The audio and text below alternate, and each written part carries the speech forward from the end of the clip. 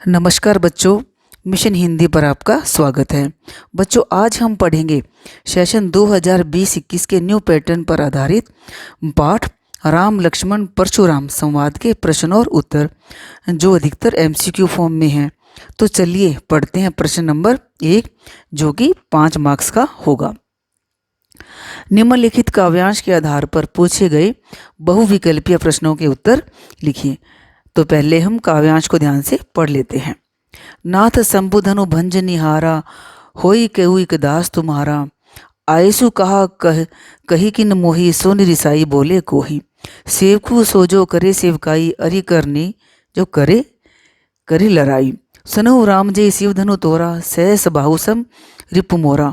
सो bill गाऊ बिहाई समाजा, नैते मारे जहीं सब राजा। सोनी मुनि बचन लखन मुस्काने, बोले परसु धरई अवमाने। बहु धनु ही तोरी लरिकाई, कबहू न असिर से कीनी गुसाई। यही धनु पर ममता के ही हेतु, सोनी रिसाई भृगुकुल केतु। रेणव बालक काल बस बोलत, ना तो ही न संभार। धनु ही सम त्रिपुरारी धनु, विदित सकल संसार। तो इसका पहला प्रश्न है, जो सेवा का काम करे वो क्या कहलाता है? नौकर, सेवक, चौकीदार, इनमें से कोई नहीं। तो सही उत्तर है ब सेवक।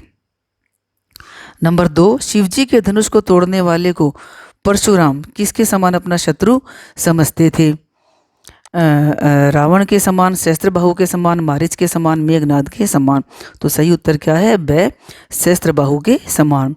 नंबर 3, भृगुकुल केतु किसे कहा गया है? राम को, लक्ष्मण को, विश्वामित्र को, परशुराम को। तो सही उत्तर है द परशुराम को। नंबर 4, त्रिपुरारी धनु का क्या अर्थ है? शिवजी का धनुष, लक्ष्मण का धनुष, राम का धनुष, परशुराम का धनुष। तो सही उत्तर क्या है बच्चों? शिवजी का धनुष। नंबर 5, राम लक्ष्मण परशुराम संवाद कविता की शैली है? भावनात्मक, व्यंग्यात्मक, विचारात्मक, विश्लेषणात्मक। तो सही उत्तर है ब व्यंग्यात्मक। अब है प्रश्न नंबर 2, निम्नलिखित काव्यांश के आधार पर पूछे गए बहुविकल्पीय प्रश्नों के उत्तर लिखिए। व्यसी लखुन बोले मृदुबानी, अहो मुनिस महाबटमानी। पुनि पुनि मोहि दिखाव कुठारा, चहत उड़ावन फूंक पहारू। यहाँ कोमड़ बतिया को नाही, जे तर्जनी देखी मर जाही। देखी कुठारू सरासन बाना, मैं कुछ कहा सहित अभिमाना।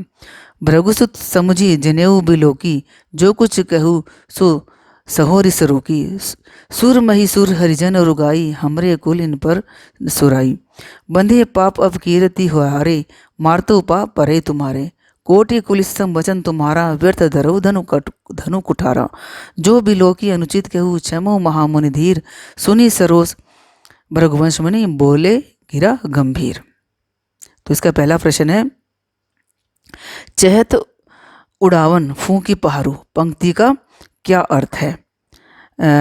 परशुराम लक्ष्मण को फूंक से उड़ाना चाहते हैं, परशुराम लक्ष्मण को धमकाना चाहते हैं, परशुराम का लक्ष्मण को धमकाने का प्रयास सार्थक है, परशुराम का लक्ष्मण को धमकाने का प्रयास व्यर्थ है। तो सही उत्तर क्या है बच्चों? द परशुराम का लक्ष्मण को धमकाने का प्रयास व्यर्थ है।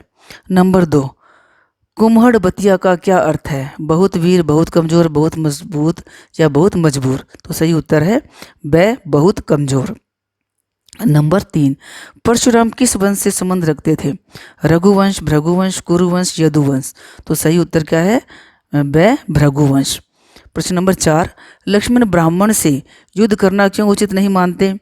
पाप लगता है, धन नष्ट हो जाता है, हार हो जाती है, मनोबल गिर जाता है। तो सही उत्तर है पाप लगता है। नंबर 5, उपर्युक्त काव्यांश तुलसीदास के किस ग्रंथ से लिया गया है? रामचरितमानस, कवितावली, गीतावली या विनय पत्रिका। तो सही उत्तर क्या है बच्चों? रामचरितमानस। तो बच्चों, अब हम कुछ एमसीक्यू कर लेते हैं जो आपके इस पाठ पर आधारित हैं। परीक्षा में आपसे पाठ पर आधारित 2 प्रश्न पूछे जाएंगे जो कि 2 मार्क्स के होंगे। तो चलिए अब हम एमसीक्यू यानी कि बहुविकल्पीय प्रश्नों की प्रैक्टिस भी कर लेते हैं। अब प्रश्न नंबर 1, किसके कहने पर परशुराम ने अपनी माता का वध कर दिया था? गुरु के, पिता के, प्रेसी के, इनमें से कोई नहीं। तो सही उत्तर क्या है बच्चों? ब पिता के। नंबर 2, परशुराम शिव को क्या मानते थे? पिता, ईश्वर, गुरु या सेवक? सही उत्तर है से गुरु। लक्ष्मण ने प्रश्न नंबर 3, लक्ष्मण ने परशुराम के किस स्वभाव पर व्यंग्य किया है? चाटुकारिता, आलसीपन, मधुर या बड़बोलापन? तो सही उत्तर है द बड़बोलापन। नंबर 4, परशुराम किस कुल के घोर शत्रु हैं? ब्राह्मण, वैश्य, क्षत्रिय या इनमें से कोई नहीं? तो सही उत्तर है से क्षत्रिय। नंबर 5, परशुराम पृथ्वी जीतकर किसे दान कर चुके हैं? माता पिता को, गुरु को, राजाओं को, ब्राह्मणों को? तो सही उत्तर क्या है? ब्राह्मणों को। नंबर 6, किसके वश में आकर लक्ष्मण के मुंह से होशपूर्वक वचन नहीं निकल रहे हैं? प्रेम, मोह, काल या लोभ? तो सही उत्तर है से काल। शिवजी का धनुष तोड़ने वाले को परशुराम अपना क्या समझते हैं? शत्रु, मित्र, भाई या पड़ोसी? तो सही उत्तर है ए शत्रु। नंबर 8, परशुराम ने किसके प्रेम के कारण लक्ष्मण का वध नहीं किया? शिव के, राम के, पिता के, विश्वामित्र के? तो सही उत्तर है द विश्वामित्र के। नंबर 9, परशुराम का स्वभाव कैसा है? उदार, शील, क्रोधी या चंचल? तो सही उत्तर क्या है बच्चों? से क्रोधी। नंबर 10, सहस्त्र बाहु की भुजाओं को किसने काट डाला था? लक्ष्मण ने, परशुराम ने, विष्णु ने, शिव जी ने? तो सही उत्तर है ब परशुराम ने। तो बच्चों ये तो हम पढ़ रहे हैं पाठ राम लक्ष्मण परशुराम संवाद के प्रश्न और उत्तर। यदि आप इसी पाठ का फुल एक्सप्लेनेशन और पद कविता के प्रश्न उत्तर देखना चाहते हैं तो डिस्क्रिप्शन बॉक्स में दिए गए लिंक पर क्लिक करके इन्हें आप वहाँ भी देख सकते हैं। तो बच्चों अब हम पढ़ते हैं बोधात्मक व ज्ञानात्मक प्रश्न जो कि 2-2 मार्क्स के होंगे। प्रश्न नंबर 1, परशुराम के क्रोध करने पर लक्ष्मण ने धनुष के टूट जाने के लिए कौन कौन से तर्क दिए? तो इसका उत्तर है परशुराम के क्रोध करने पर लक्ष्मण ने शिव धनुष के टूट जाने पर निम्नलिखित तर्क दिए। नंबर 1, लक्ष्मण कहते हैं कि बचपन में हमने ऐसी कई धनुइयाँ तोड़ी हैं परंतु आप कभी भी क्रोधित नहीं हुए, इसी धनुष से आपका इतना मोह क्यों है?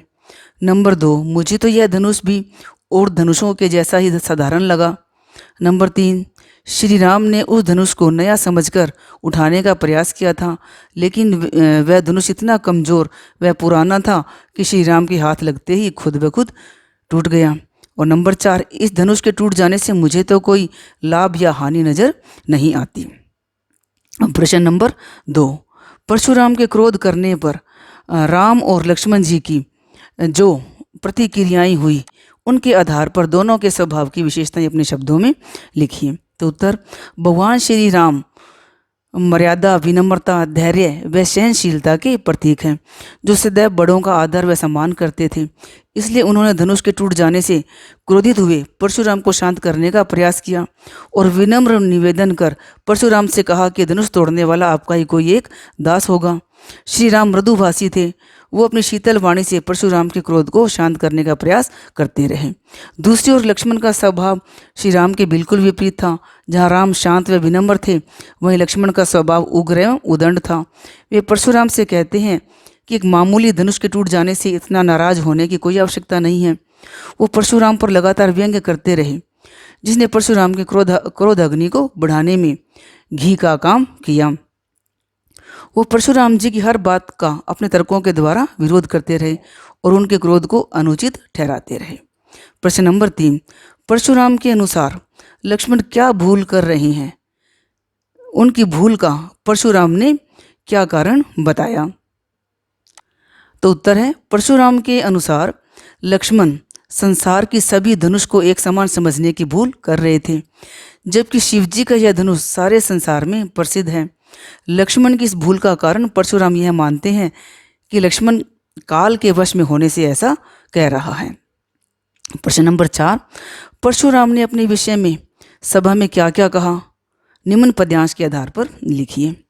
इसका पद्यांश है, बाल ब्रह्मचारी अति कोही, विश्व विदित क्षत्रिय कुल द्रोही, भुजबल भूमि भूप बिन कीनी, विपुल बार मही देवन दीनी, सहस बाहुभुज छेद निहारा, परसु बिलो को महिप कुमारा, मातु पिता ही जानी सोच बस, करसी महिष किशोर, गर्भन के अर्भक दलन, परसु मोरति घोर।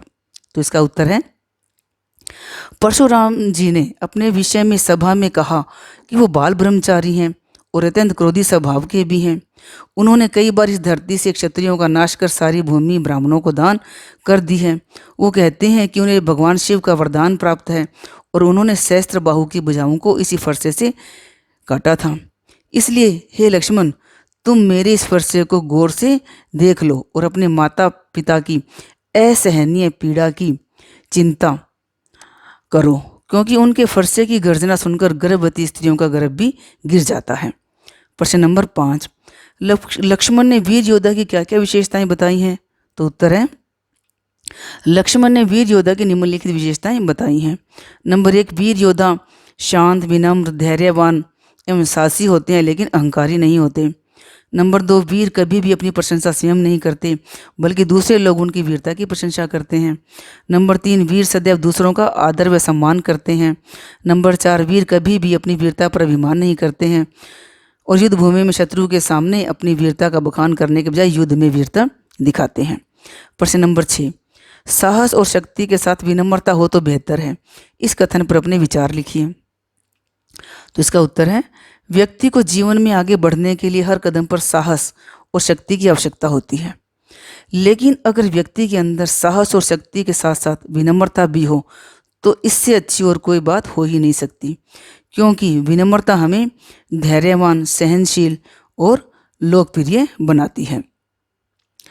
विनम्रता हमें दूसरों का आदर सम्मान करना सिखाती है। साहसी, शक्तिवान और विनम्र व्यक्ति का हर कोई आदर करता है। ऐसे लोगों के काम आसानी से बन जाते हैं। प्रभु श्री राम इसका जीता जागता उदाहरण है। प्रश्न नंबर 7, भाव स्पष्ट कीजिए। कै वेसी लखनऊ बोले मृदुबानी, अहो मुनिस महाभट मानी, पुन पुनि मोहि दिखाव कठारू, चहत उड़ावन फूके पहारू। तो इसका भावार्थ है, परशुराम जी की बात पर लक्ष्मण जी हंसकर अपनी मधुर वाणी से बोले, हे मुनिवर, आप अपने आप को महान योद्धा समझते हैं, इसलिए मुझे बार बार कुल्हाड़ी यानी कि फरसा दिखा रही हैं। ऐसा लग रहा है मानो आप फूंक मारकर ही पहाड़ को उड़ा देना चाहते हो। अवक है, इहाँ कुम्हड़ बतिया को नाही, जे तर्जनी देखी मरी जाही, देखी कुठारू सरासन बाना, मैं कुछ कहा सहित अभिमाना। तो इसका भावार्थ है, लक्ष्मण परशुराम जी से कहते हैं कि मैं कोई कुम्हड़े की बतिया नहीं हूँ जो तर्जनी उंगली दिखाने से ही कुम्हड़ा या मर जाती है। आपके कुठार व धनुष बाण को देखकर ही मैंने यह बात बड़े अभिमान से कही है। गए गादी सुनो कह हृदय हसी, मुनहि हरि हरि सूझ, अयमय खांड ने ऊँख में, अजू ने बूझ अबूझ। तो इसका भावार्थ है, परशुराम जी की बात सुनकर विश्वामित्र मन ही मन मुस्कुराए और सोचने लगे कि परशुराम जी ने आज तक सभी क्षत्रियों में विजय पाई है, इसलिए राम लक्ष्मण को भी एक साधारण क्षत्रिय ही समझ रहे हैं। ये बालक यानी कि लक्ष्मण फौलाद का बना हुआ है, न कि गन्ने की खांड का। लगता है कि परशुराम जी की बुद्धि उनके क्रोध ने खत्म कर दी है। प्रश्न नंबर 8, पाठ के आधार पर तुलसी के भाषा सौंदर्य पर 10 पंक्तियां लिखिए। तो उत्तर है, नंबर 1, यह काव्यांश रामचरितमानस के बालकांड से लिया गया है। नंबर 2, रामचरितमानस अवधी भाषा में लिखी गई है जो सरल, सहज व लोकप्रिय है। नंबर 3, इसमें चौपाई, छंद व दोहे का अच्छा प्रयोग किया गया है। नंबर 4, रौद्र रस, वीर रस, शांत रस एवं हास्य रस का बखूबी इस्तेमाल किया गया है। नंबर 5, तुलसीदास जी ने अनुप्रास, रूपक, यमक, उपमा, उत्प्रेक्षा व पुनरुक्ति अलंकारों का बड़ा ही सुंदर प्रयोग किया है। नंबर 6, लकोक्तियों व मुहावरों का खूब प्रयोग किया गया है। नंबर 7, काव्य में तत्सम शब्दों का भी अच्छा प्रयोग किया गया है। नंबर 8, व्यंग्यों के प्रयोग ने काव्यांशों को और आकर्षक बना दिया है। नंबर 9, पूरे काव्यांश में एक संगीतात्मकता, लयबद्धता है। और नंबर 10, प्रसंगानुकूल भाषा का बेहतरीन प्रयोग किया गया है। अब प्रश्न नंबर 9, धनुष टूटने पर लक्ष्मण किन कारणों के आधार पर राम को निर्दोष सिद्ध करने का प्रयास कर रहे थे? तो इसका उत्तर है, धनुष टूट जाने पर लक्ष्मण इसका जिम्मेदार राम को नहीं मान रहे थे। उनका मानना था कि धनुष बहुत पुराना और कमजोर था, जो राम के छूते ही टूट गया। राम ने तो उसे नया समझकर उठाया था। ऐसा पुराना धनुष टूटने से हमारा क्या लाभ? इन तर्कों द्वारा वे परशुराम के समक्ष राम को निर्दोष सिद्ध कर रहे थे। प्रश्न नंबर 10, परशुराम ने अपनी कौन कौन सी विशेषताओं के द्वारा लक्ष्मण को डराने का प्रयास किया? तो उत्तर है, परशुराम ने लक्ष्मण के मन में भय उत्पन्न करने के लिए अपने निम्नलिखित विशेषताएं बताई। नंबर 1, लक्ष्मण को सठ का मतलब मूर्ख कहकर चिताया कि तूने अभी मेरे स्वभाव के बारे में नहीं सुना। नंबर 2, मैं तुझे बालक समझकर नहीं मार रहा हूँ। नंबर 3, तुम मुझे मूर्ख मुनि समझने की भूल कर रहा है। नंबर 4, मैं बाल ब्रह्मचारी और क्षत्रियों का नाश करने वाला हूँ। नंबर 4, मैंने अनेक बार इस पृथ्वी को जीतकर ब्राह्मणों को दे दिया था। प्रश्न नंबर 11, परशुराम को अपने फरसे पर इतना घमंड क्यों था? तो इसका उत्तर है, परशुराम को अपने फरसे पर इतना घमंड इसलिए था क्योंकि नंबर 1, इसी फरसे के बल पर उन्होंने सहस्त्रबाहु को हराया था। नंबर 2, उनका फरसा अत्यंत भयानक और कठोर है। नंबर 3, यह फरसा गर्भ में पल रहे बच्चों को भी वध कर डालता है। और नंबर 4, यह फरसा परशुराम का प्रिय हथियार था। प्रश्न नंबर 12, लक्ष्मण ने क्या क्या कहकर परशुराम पर व्यंग्य किया? तो इसका उत्तर है, लक्ष्मण ने परशुराम से कहा कि अरे मुनि श्रेष्ठ, आप तो महान योद्धा हैं जो बार बार अपनी कुल्हाड़ी को दिखाकर फूंक मारकर पहाड़ उड़ा देना चाहते हैं। आपके सामने जो भी हैं उनमें से कोई भी कुम्हड़े की बत्तियाँ के जैसे कमज़ोर नहीं है जो आपके इशारे मात्र से व्यतीत हो जाएगा। प्रश्न नंबर 13, लक्ष्मण अपने कुल की किस परंपरा का हवाला देकर युद्ध करने से बच रहे थे? तो इसका उत्तर है, लक्ष्मण ने परशुराम से कहा कि मैं आपसे भयभीत नहीं हूँ। हमारे कुल की यह परंपरा है कि देवता, ब्राह्मण, ईश्वर भक्त और गाय के साथ वीरता का प्रदर्शन नहीं किया जाता है। इनकी हत्या करने पर पाप का भागीदार बनना पड़ता है और इनसे हारने पर अपयश मिलता है। प्रश्न नंबर 14, राम लक्ष्मण परशुराम संवाद पाठ में निहित संदेश को स्पष्ट कीजिए। तो इसका उत्तर है, राम लक्ष्मण परशुराम संवाद नामक पाठ में निहित संदेश यह है कि हमें क्रोध करने से बचना चाहिए। यह हमारे बुद्धि विवेक का नाश कर देता है।